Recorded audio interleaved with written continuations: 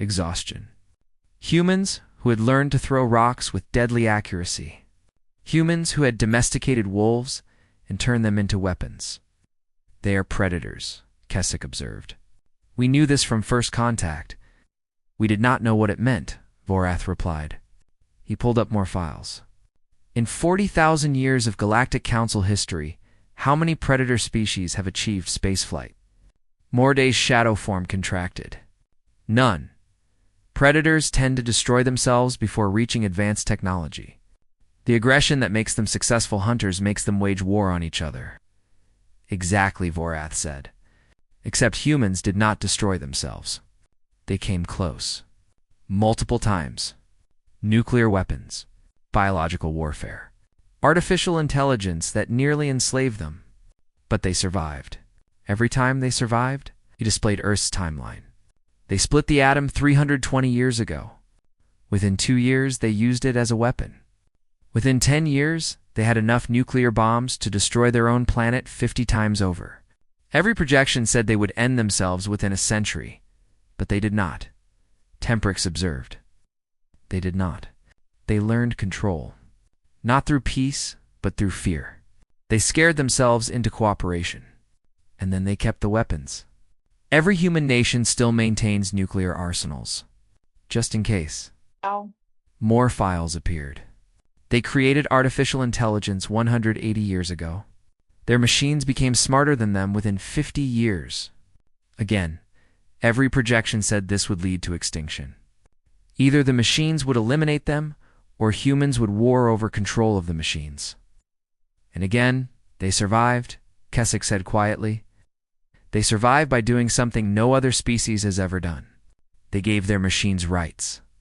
They made their artificial intelligences into citizens. They partnered with their own creations instead of trying to control them. WarThe's colors shifted to confused blues.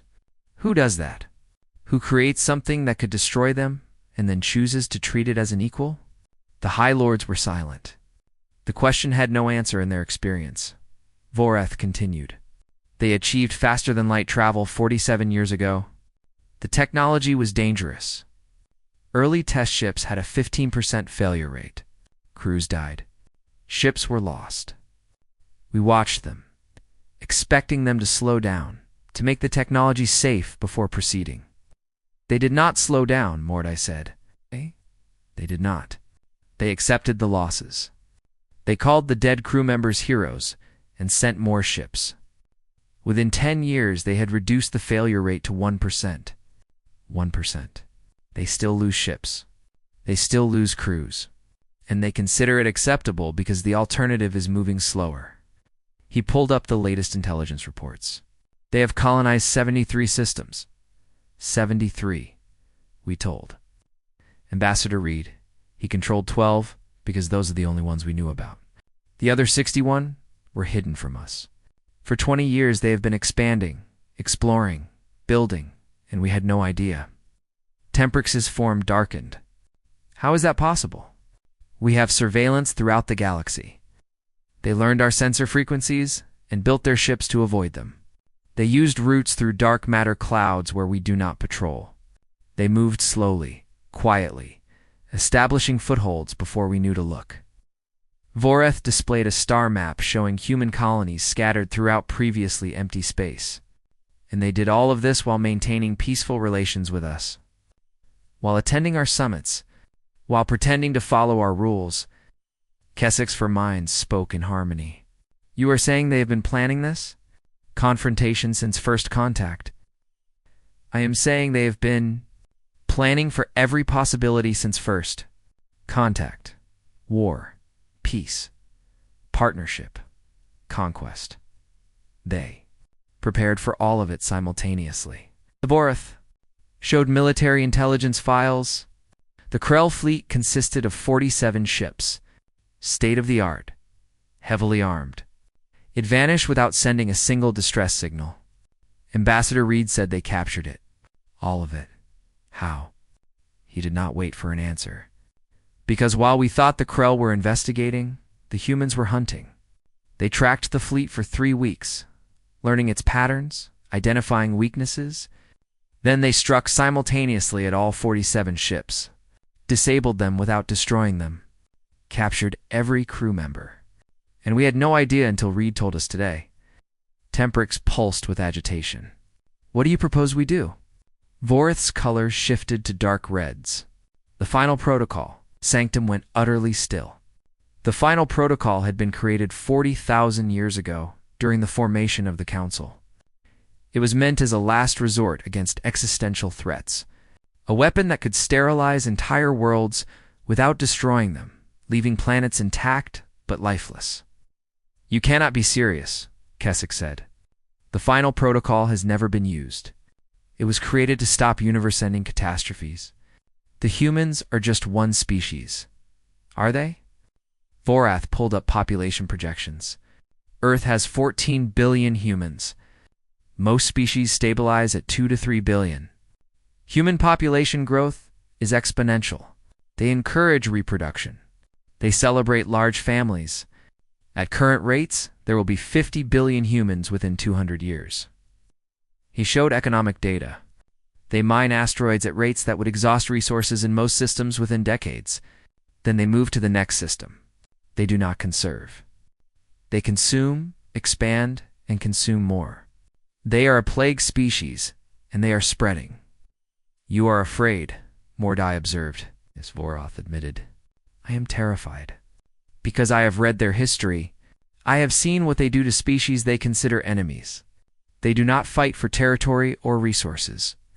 They fight for dominance. They fight until the enemy cannot fight anymore. And then, sometimes they help the enemy rebuild, but only after crushing them completely. He displayed images from Earth's history. World wars, genocides, cities reduced to ash. They did this to each other. What will they do to us? Counselor Ixon materialized in the sanctum, summoned by WarThe. The reptilian strategist looked at the assembled High Lords with surprise. I was not aware the sanctum had been convened. You have dealt with the humans more than most, WarThe said. Tell the High Lords what you told me yesterday. Ixon's scales rippled with discomfort. Ambassador Reed invited me to dine with him at the embassy station. I accepted, thinking it would be an opportunity to gather intelligence. And what did you learn? Temprix asked. That they eat alone, Ixon said quietly. Most species eat communally. It is a time for sharing, for unity. Humans eat in isolation, or in small groups. They see it as personal time. Individual time. Paused. I asked Ambassador Reed why humanity seemed so aggressive. Do you know what he said? The High Lords waited, said that humanity remembers being prey. That long ago, before they became hunters, they were hunted. That their earliest ancestors hid in trees from predators that could tear them apart.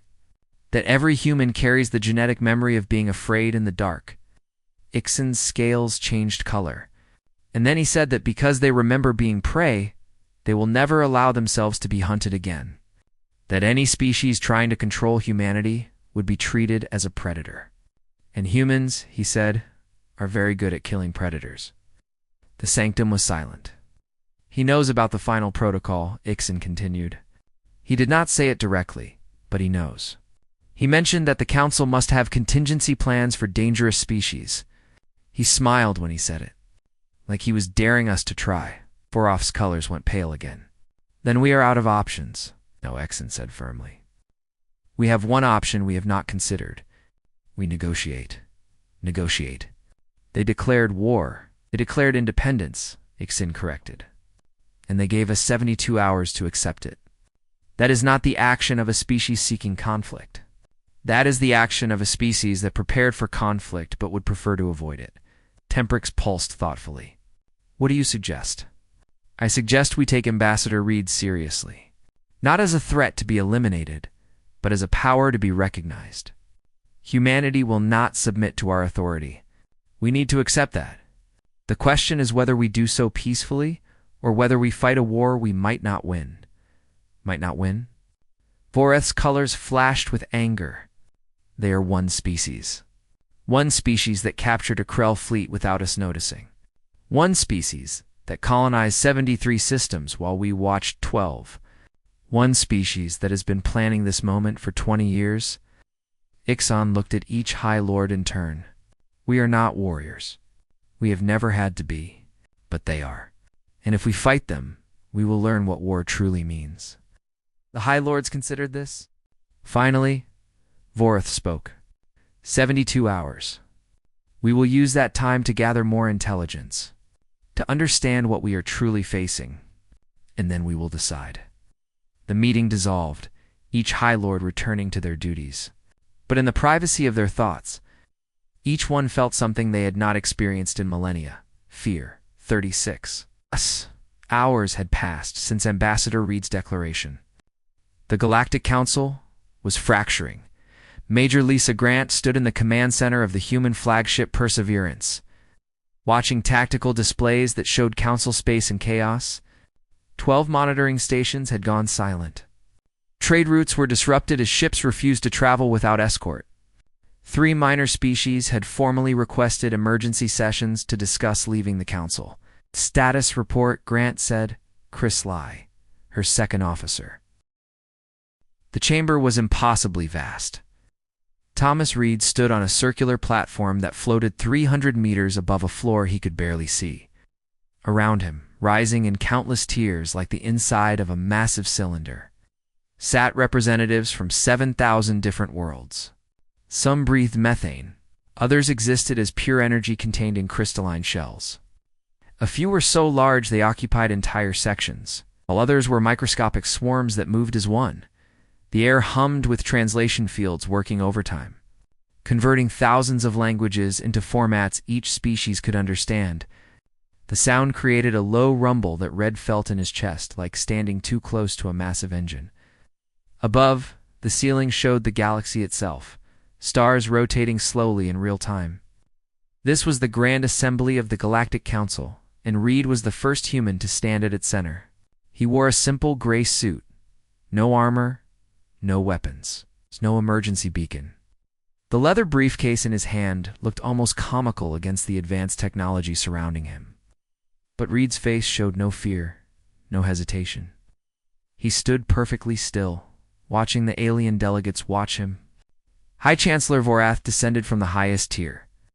The Dominion leader was 12 feet tall, with 6 eyes arranged in a circle around his narrow head. His skin shifted colors as he moved, displaying emotions humans had no names for. He reached the speaking platform across from Reed. The entire chamber fell silent. Ambassador Thomas Reed of the planet Earth, WarThe's voice boomed through the translation field. Your species has been summoned to answer for crimes against the Galactic Order. Do you understand the charges? Reed set his briefcase down on the platform. He opened it slowly, deliberately. Inside, the alien observers could see nothing but papers. Actual paper. Several species in the gallery made sounds of confusion. Paper had not been used for official documents in civilized space for 10,000 years. I understand what you think I did wrong, Reed said calmly. His voice carried through the chamber with strange clarity, as if he stood next to each listener personally. Several delegates shifted uncomfortably. Humans should not be able to do that without technology. WarThe's eyes narrowed. You do not deny the charges. It's unauthorized expansion into 17 restricted systems. Contact with 3 developing civilizations in violation of protection protocols. The complete destruction of the Krell investigation fleet sent to monitor your activities. The chamber erupted in sound. Clicking, humming, subsonic vibrations that made the platform tremble. Reed waited for silence. He did not speak over the noise. Simply waited, and somehow his patience was more commanding than any shout. When the chamber quieted, Reed pulled out a single sheet of paper. He held it up so the closest cameras could focus on it. Before we discuss your accusations, High Chancellor, I need to make an announcement. Earth formally withdraws from all galactic treaties. We reject the authority of this council to judge human actions, and effective immediately, humanity declares a state of war against any species that attempts to interfere with human sovereignty. The silence that followed was absolute. Even the ambient hum of translation fields seemed to fade. 7,000 species, many of whom had never experienced conflict in their entire histories, tried to process what they had just heard. War. The human had declared war. In the council chambers, against everyone. Counselor Ixon was the first to move. The reptilian strategist rose from his seat in the mid-tiers, his scales reflecting the light from the galaxy display above. Ambassador read. His voice was measured, careful. You understand what you are saying? Your species controls 12 systems. This council represents 7 million worlds. You have been in space for less than 50 years. We have maintained peace for 40,000. Reed turned to face Ixon directly. Counselor, I understand perfectly, and that's exactly why I'm saying it now, before this situation gets any worse. Worse. WarThe's colors shifted to deep reds and purples. You threaten the entire galactic order and speak of things getting worse, human. You will explain yourself, or you will be removed from this chamber, and your world will face consequences you cannot imagine. Reed reached into his briefcase again. This time, he pulled out a small device. It looked like a simple datapad, but when he activated it, holographic displays erupted throughout the chamber. Images appeared in front of every delegate in formats their species could understand. These are records from Council archives, Reed said quietly, records showing 47 species that were deemed too aggressive or insufficiently developed over the last 2,000 years, species that were placed under permanent protection protocols, species that had their technology restricted, their expansion controlled, their futures decided by this council. The images showed worlds under quarantine, species that had achieved spaceflight but were prevented from leaving their systems, civilizations that had been frozen in time by council mandate. And these, Reed continued, new images replacing the old ones, are the council's classified files on humanity, at plans for containing us, discussions about whether to allow us to continue existing, projections showing when you would need to intervene to prevent us from becoming a threat. WarThe's colors had gone pale. How did you obtain classified council records? That's not the important question, Reed replied. The important question is why you were planning our extinction before you even made official contact. And the answer is simple. You're afraid of us. He walked to the edge of his platform, looking out at the thousands of alien faces. This council was built by prey species. Every founding race evolved as herbivores or collective organisms or energy beings that never had to compete for resources. You built a government designed to prevent conflict because none of you know how to fight. That is not true, a delegate from the lower tiers shouted. We have defense forces. We have maintained order. You have police, Reed corrected. Have systems to handle internal problems and the occasional pirate. But you don't have armies. You don't have warriors. Because you never needed them. Until now. He turned back to WarThe. The Krell fleet didn't vanish because we destroyed it. It vanished because we captured it. Every ship, every crew member, they're alive and well on a research station you don't know about. We've been very hospitable, very thorough in our questioning. The chamber exploded in noise again. This time Reed let it continue for a moment before raising his hand. That simple gesture brought silence faster than any gavel or command. You wanted to know about the 17 systems we've colonized, Reed said. Those are decoys. Put them where you could find them. The real colonies, the ones with our population centers and industrial capacity, are somewhere else. We've been in space for 47 years, and we've been planning for this meeting for the last 20. He picked up the paper he had shown earlier. You have 72 hours to remove all council installations from systems humanity has claimed. After that deadline, any council presence in our territory will be treated as an act of war. And, unlike you, High Chancellor, we know exactly what that means. Reed put the paper back in his briefcase and closed it with a soft click that somehow echoed through the enormous chamber. I'll be at the human embassy station if you wish to negotiate. But understand this is not a negotiation about whether we're free. That decision has already been made. This is a negotiation about whether the rest of the galaxy accepts it peacefully, or learns why predator species don't make idle threats. He touched a device on his wrist. A human transport ship materialized. Next to his platform, its appearance undetected by council sensors until it was already there. The airlock opened, and Reed stepped toward it. 72 hours, he repeated, and then he was gone. The council chamber remained in stunned silence for a full minute after the human ship vanished.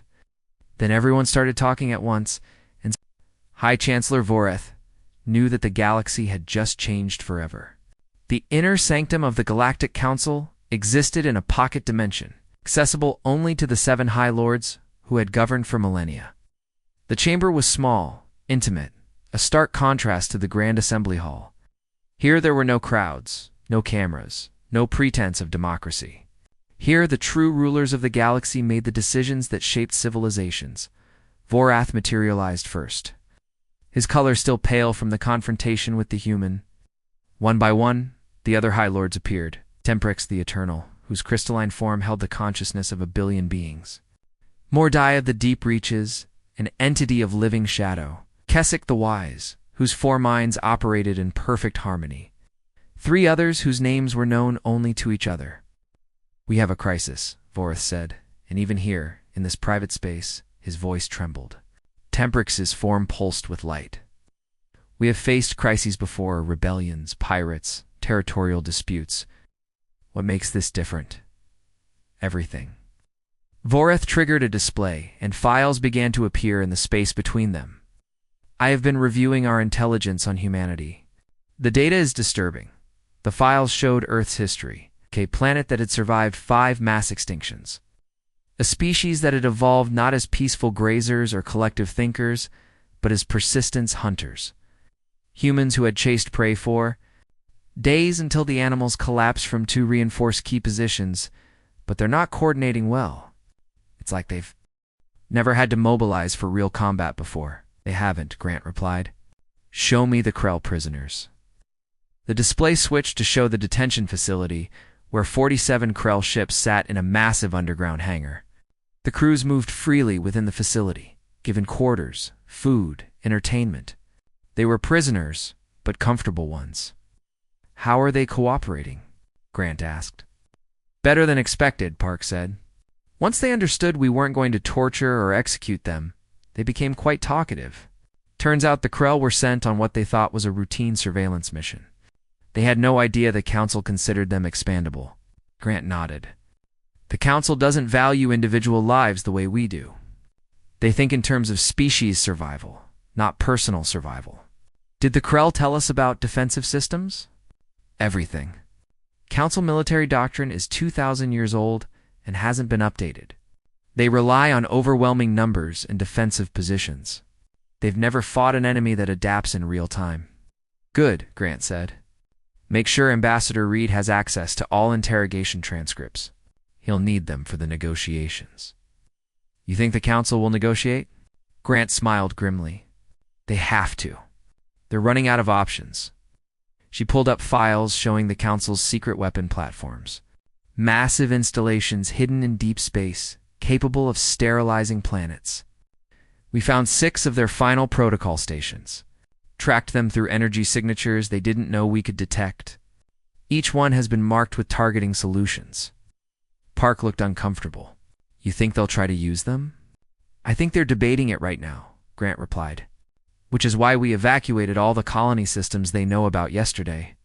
Those 12 systems Reed mentioned?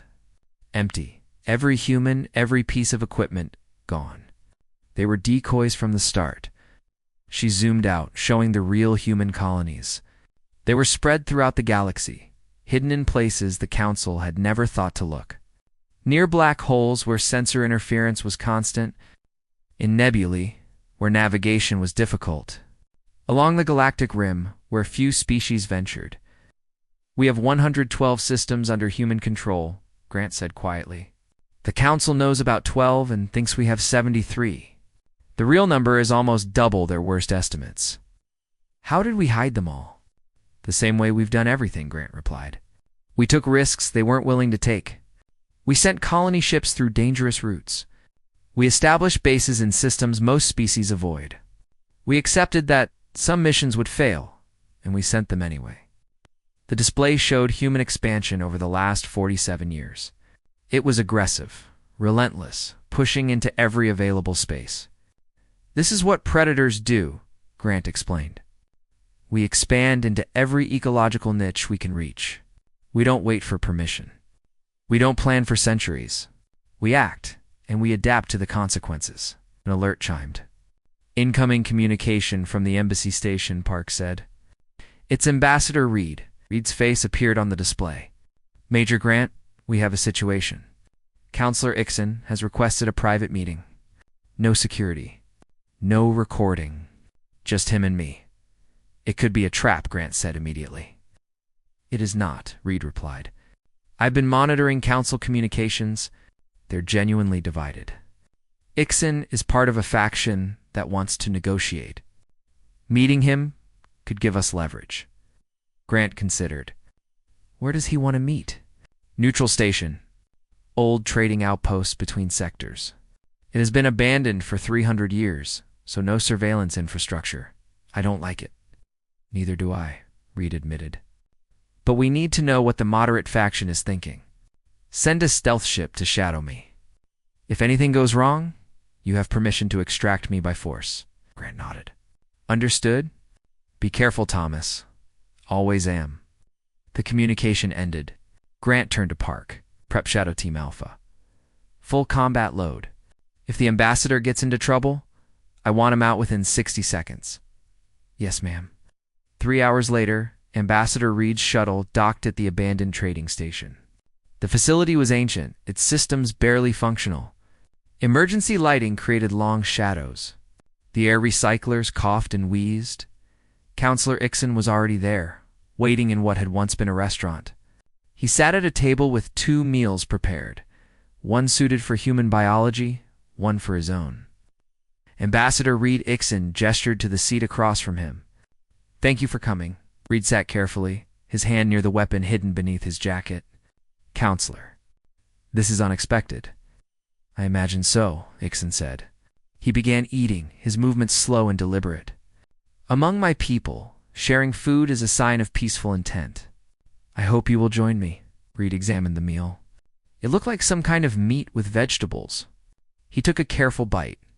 It was good. You are wondering if it is poisoned, Ixon observed. It is not. I have no interest in killing you. I am here to understand you. Understand me? Understand humanity, Ixon corrected. I have read your species' history. All of it. The wars. The genocides. The near extinctions. And I am trying to comprehend how you survived. Reed set down his fork. We survived because we had to. Because giving up meant dying and we're too stubborn to die. Ixon's scales rippled with what might have been amusement. The High Lords believe you are a threat. That humanity will consume the galaxy like a plague.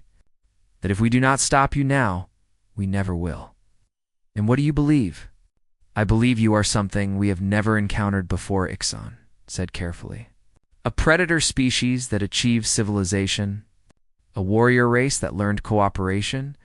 You terrify us because you represent chaos in a galaxy we have carefully ordered for 40,000 years. Reed leaned back. You're not wrong to be afraid. But you're afraid of the wrong thing. Explain. The Council thinks we're dangerous because we're aggressive. Because we expand quickly and fight efficiently. But that's not what makes us dangerous. Reed met Ixon's eyes. What makes us dangerous is that we remember being powerless. Every human knows what it's like to be at the mercy of forces beyond their control. And we decided, as a species, that we would never be powerless again. He gestured around the abandoned station. This outpost was built by the Velen Collective, wasn't it? I read about them. Peaceful traders. Good people. They asked the Council for protection when pirates started raiding their routes. The Council said they were reviewing the situation. That took 3 years. By then, the Velen were extinct. Ixon's scales went pale. You have accessed classified historical records. We've accessed everything, Red said bluntly. And we found 47 species like the Velen. Species that trusted the Council to protect them. Species that died while you deliberated. We cannot protect everyone, Ixon said quietly. No, you can't, Reed agreed. But you could let them protect themselves. Instead, you control who gets weapons. Who gets FTL technology? Who gets to expand beyond their home systems? You've created a galaxy where only Council-approved species have power. We created stability, Ixon countered. 40,000 years of peace. You created stagnation, Reed replied. And you call it peace, because nobody fights back. Well, Counselor, humanity is fighting back. Not just for ourselves.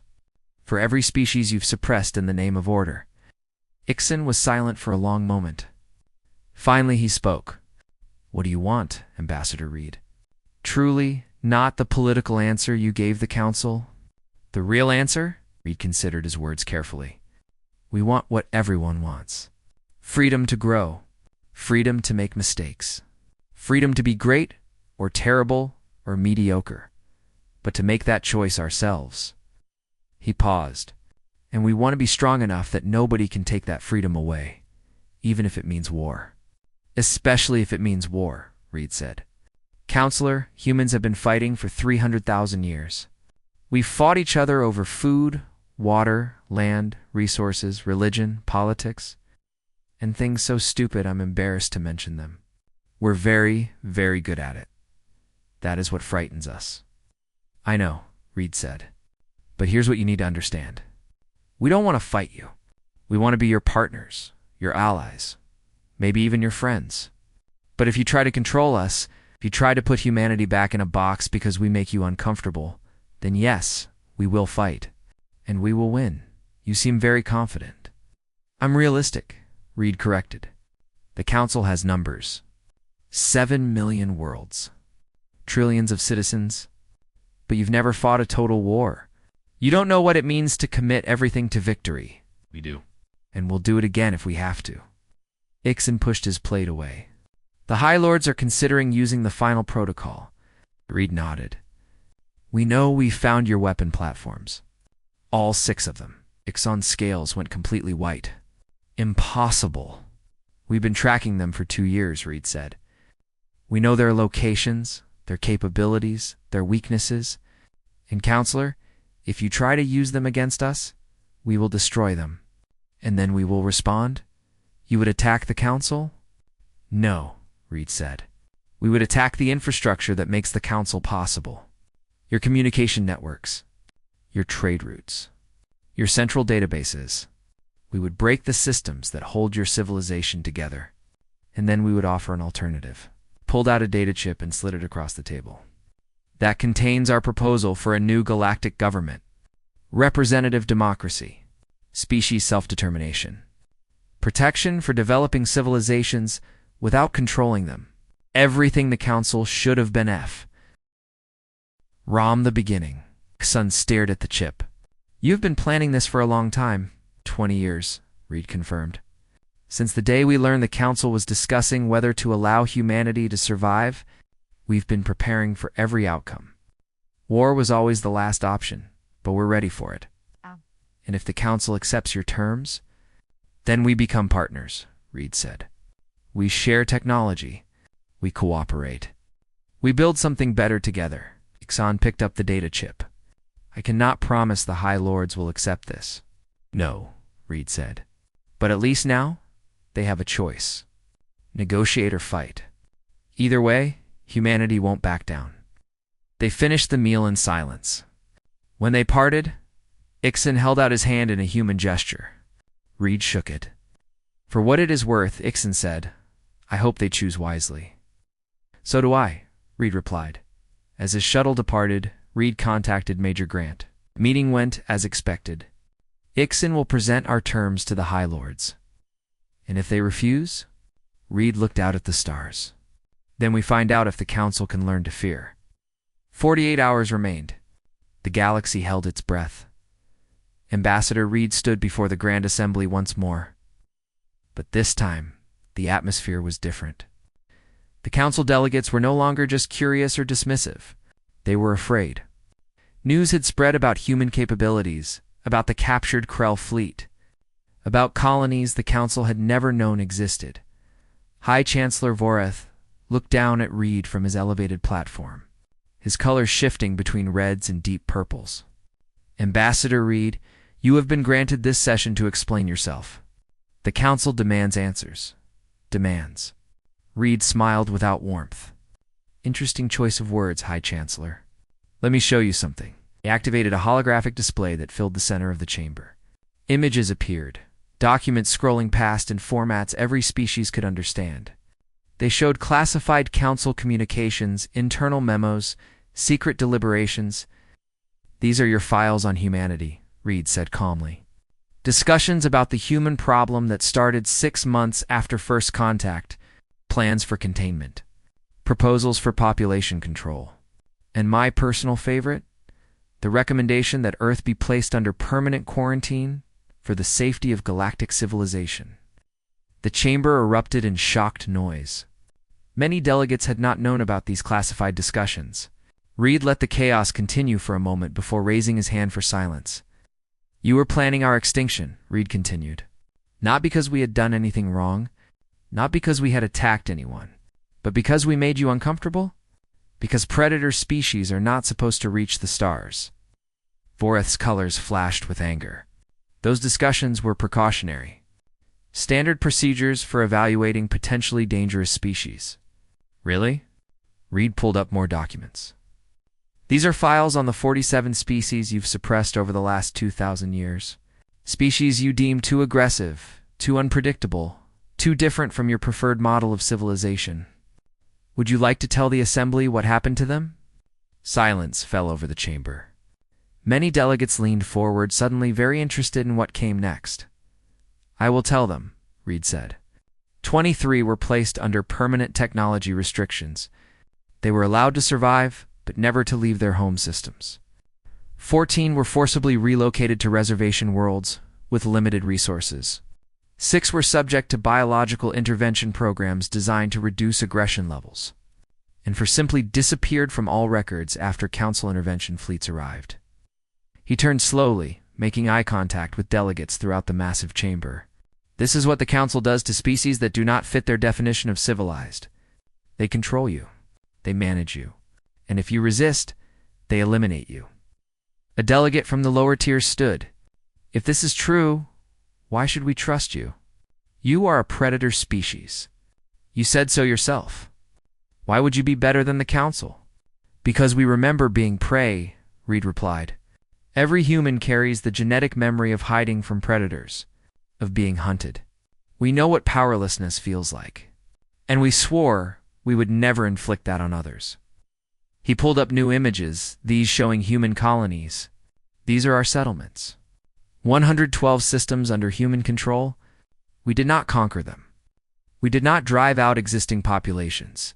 We chose systems that were empty, or we negotiated with species already there. We have treaties with 16 different civilizations. Partnerships where both sides benefit." "Partnerships built on fear," WarThe interrupted. "Partnerships built on honesty," Reed corrected. "We do not pretend to be peaceful when we are not. We do not promise protection we cannot deliver. We tell species exactly what we offer and what we expect in return. No hidden agendas. No secret plans for their future." He changed the display to show military schematics. "These are Council defensive installations, weapon platforms, shield generators, sensor arrays. I am showing you this because I want you to understand something crucial. We have mapped every military asset the Council controls. We know where they are, how they work, and how to defeat them." The chamber went silent. Reed was openly displaying Council military secrets. "Ambassador Reed." Ixon spoke from his position in the mid-tiers. "You are committing treason against galactic security." "Ow." Reed replied, "I am showing the galaxy that the Council's power rests on secrecy and control. Take those away, and what remains? A government that rules through fear of the unknown. Well, I am making everything known." He pulled up the most classified file of all, the final protocol. Images showed the massive weapon platforms, their capabilities, their horrifying purpose. "This is the Council's ultimate weapon," Reed said. "The final protocol, designed to sterilize entire worlds without destroying them. Every High Lord knows about it. Most Council delegates do not. It has never been used, but it exists as the ultimate threat.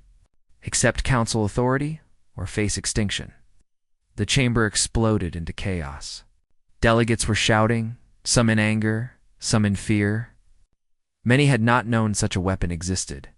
The idea that their own government could destroy their worlds went against everything the Council claimed to represent. WarThe's voice boomed through the noise. Silence, Ambassador Reed. You have gone too far. Have I? Reed asked quietly, and somehow his voice carried. Or have I simply exposed truths you wanted hidden? You asked for answers, High Chancellor. You demanded I explain myself. So I am explaining. Humanity will not submit to a government that sees us as a problem to be managed. We will not accept authority from beings who planned our extinction before giving us a chance to prove ourselves.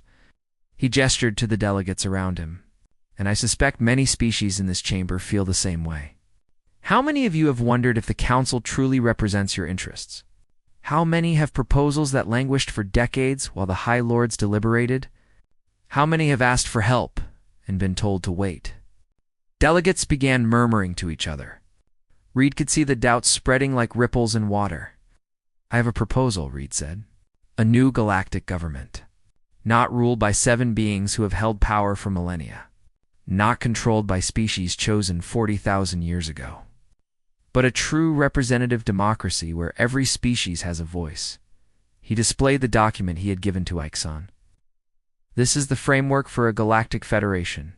Self-determination for all species. Protection without control. Cooperation without coercion. And most importantly, accountability. Leaders who can be replaced if they fail their people. Impossible, WarThe declared. 7 million worlds cannot govern themselves. There must be order. There must be authority. There must be freedom, Reed countered. And if the Council cannot provide it, then the Council has no purpose. A new voice spoke from the highest tier. High Lord Temprix materialized, the crystalline entity's form pulsing with light.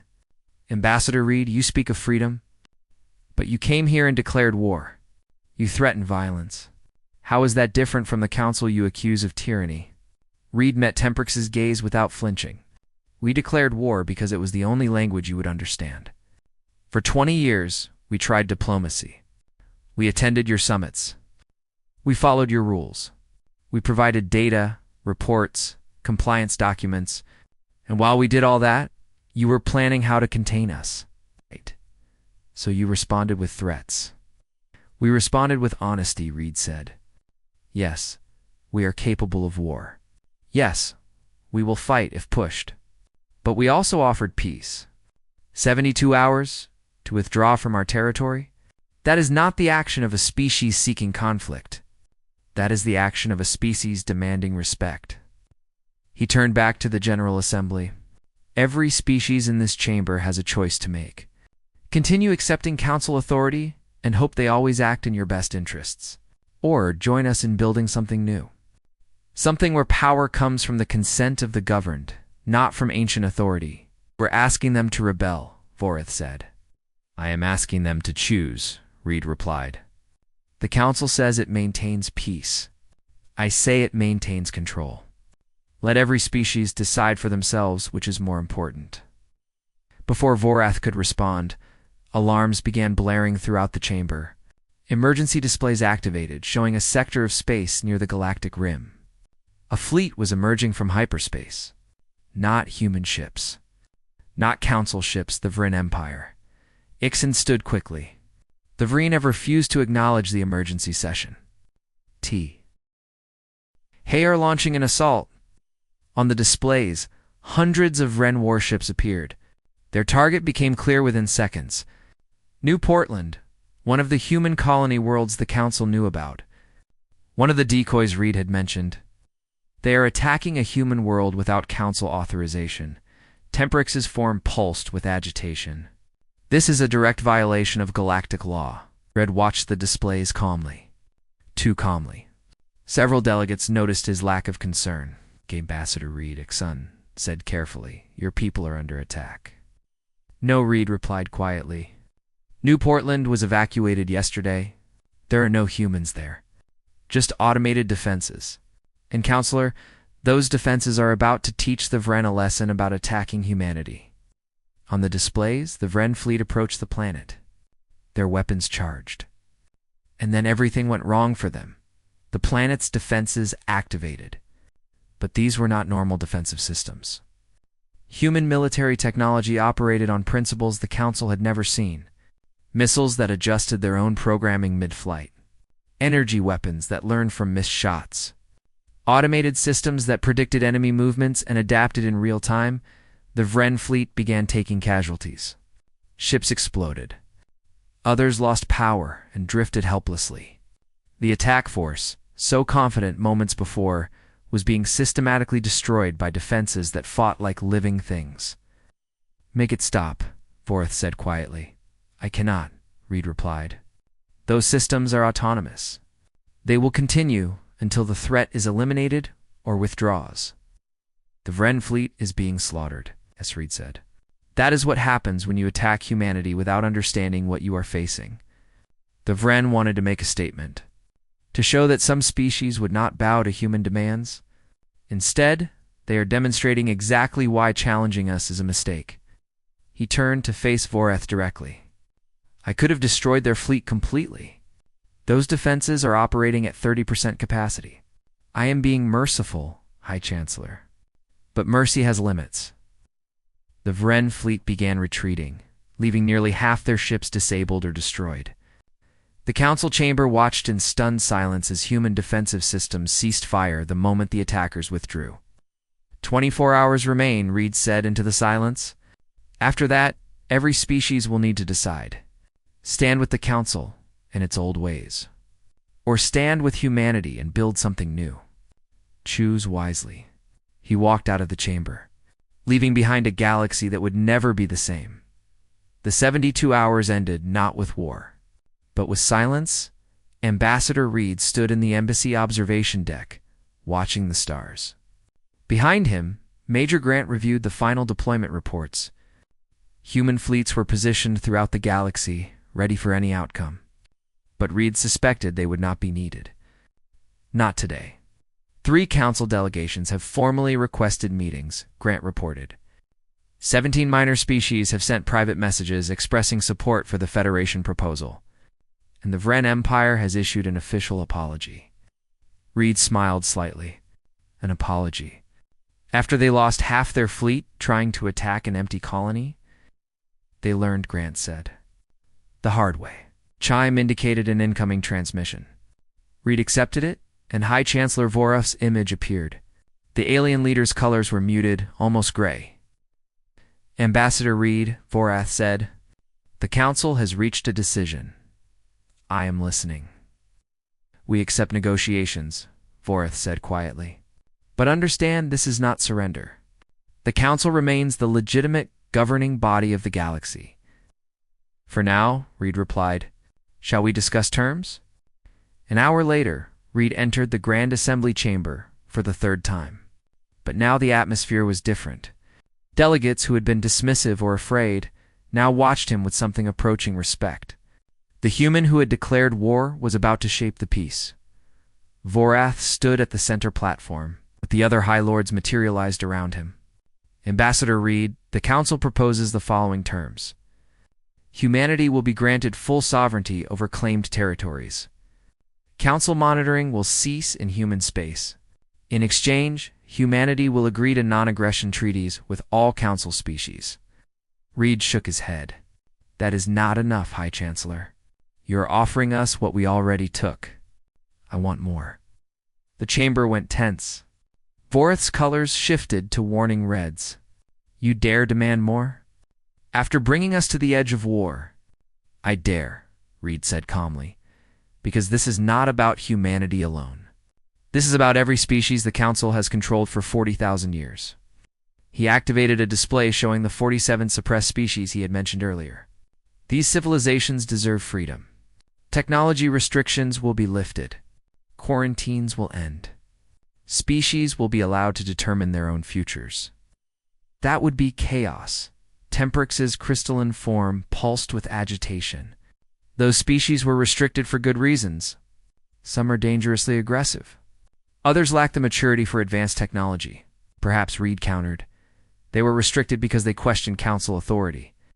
Because they wanted to grow at their own pace instead of yours. "You do not get to decide what is best for everyone, High Lord."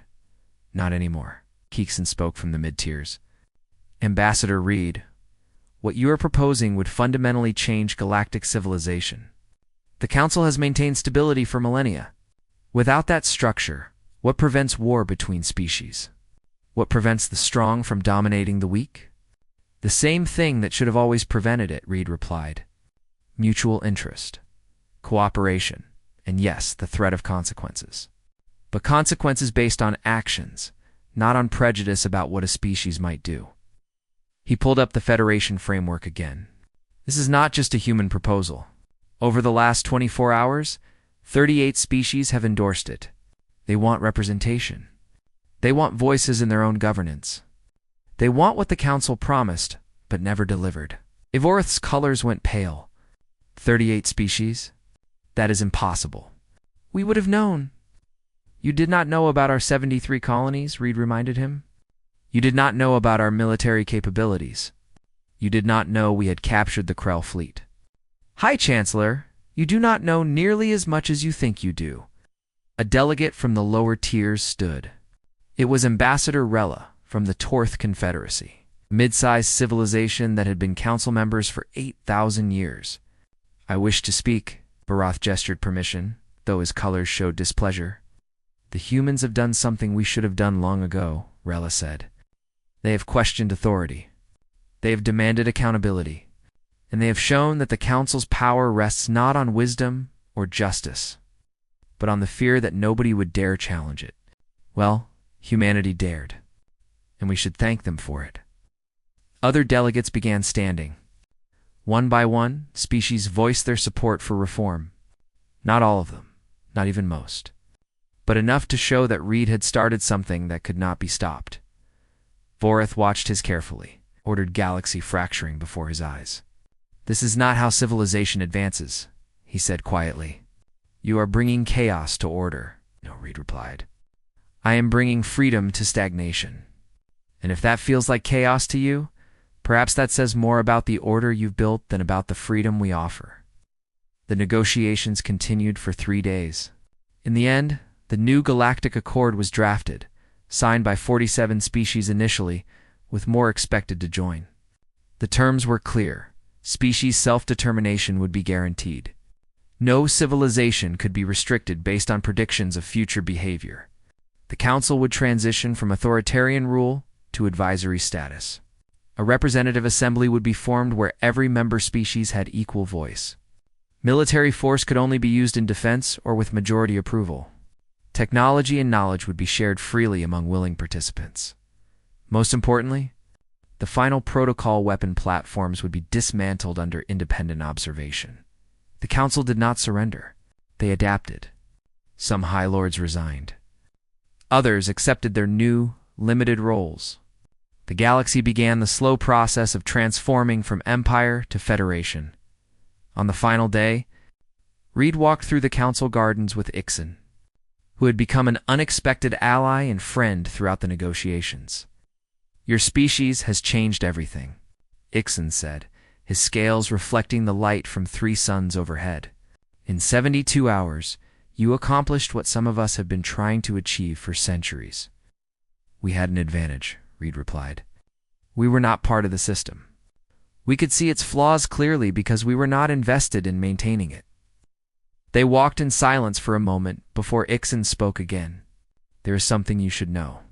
The Council has been monitoring regions of space beyond the galactic rim. Dark sectors where our sensors detect nothing. No stars, no planets. No signals. And, Reed prompted, something is out there, Ixon said quietly. Something that scared the Council so badly they created the final protocol weapon not to use against species like yours, but to defend against threats from beyond. Threats we could not fight with conventional means. Reed stopped walking. How long have you known about this? The Council has known for 10,000 years, Ixon replied. It is the great secret. The real reason they wanted control over all military development. They were preparing for a war they hoped would never come. And now? Reed asked. Now they have no choice but to share the truth, Ixon said. Because if those threats emerge, we will need every species working together. We will need humanity's capacity for war. Your willingness to fight impossible battles. Your refusal to accept defeat. Reed looked toward the edge of the garden, where the galaxy's spiral arms faded into darkness. Then we will be ready. But this time, we face it together. As equals. As partners, as allies, Ixon agreed. 3 months later, first Joint Human Council expedition launched toward the dark sectors.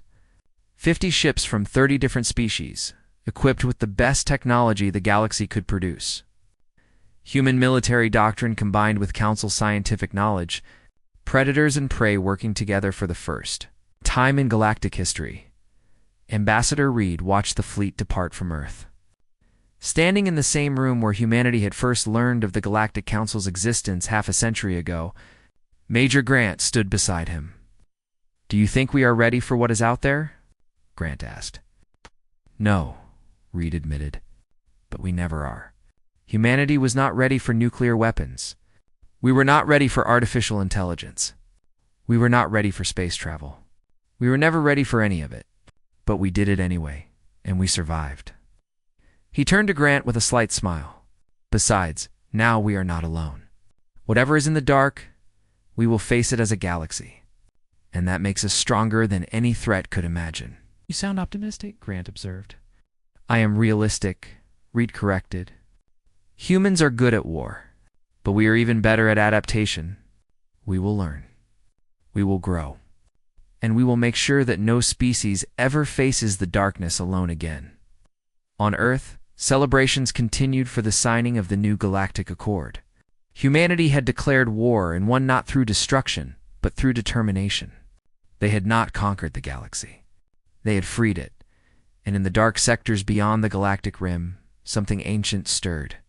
It had been watching the Council for millennia, waiting for them to show weakness. Now it saw something unexpected. Not weakness, but change.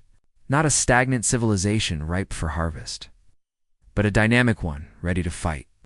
The entities in the darkness recognized predators when they saw them, and they began to reconsider their plans. On a transport ship carrying colonists to a new world, father told his daughter about Ambassador Reed and the 72 hours that changed everything.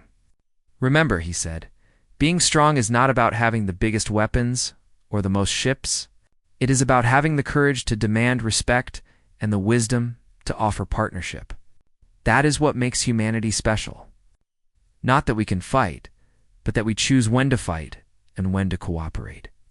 The girl looked out at the stars. "Will there be more wars?" "Probably," her father admitted. "But there will also be more friends, more partners, more species working together to build something better than what came before, and that is worth fighting for." Across the galaxy, 7 million worlds began the long process of learning to govern themselves. Some would struggle, some would fail, but all would have the chance to try in humanity. The species that had once been considered too dangerous to exist became the guardians of that freedom, not through force, but through example, not through domination, but through determination. Ambassador Thomas Reed's declaration of war had lasted 72 hours, but the peace it created would last for generations. The galaxy would never forget the day Earth's ambassador stood alone before 7,000 species and said no more. The day a single human showed an ancient civilization. That power without accountability is tyranny, and that true strength comes from the courage to demand change. The day humanity declared war on control itself, and won by offering something better, freedom. And in that freedom, the galaxy found not chaos, but hope. Not destruction, but possibility. Not an ending, but a beginning. The stars waited, and humanity, along with their new allies, was ready to meet them.